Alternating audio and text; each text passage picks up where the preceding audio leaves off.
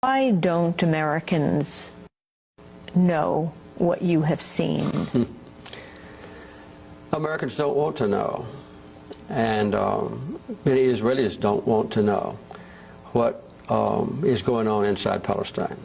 It's a terrible human rights persecution that far transcends what any outsider would imagine. And there are powerful political forces in America that prevents any objective analysis of the problem in the Holy Land. I think it's accurate to say that not a single member of Congress with whom I'm familiar would possibly speak out and call for Israel to withdraw to their legal boundaries or to publicize the plight of the Palestinians, or even to call publicly and repeatedly for good faith peace talks. There hadn't been a day of peace talks now in more than 7 years.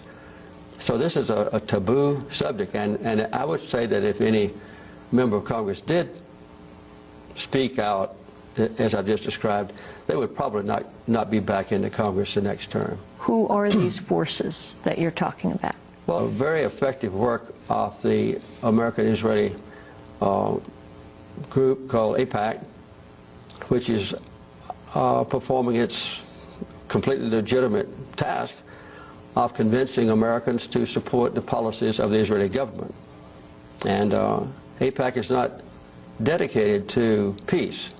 They're dedicated to inducing the maximum support in America, in the White House, in the Congress, and in the public media for whatever policies the Israeli government has at a particular time, and they're extremely effective. Do you agree with Walt and Mearsheimer, their new book, The Israel Lobby, about the power of AIPAC determining U.S. foreign policy? I have to say I haven't read the book. I've read stories about it.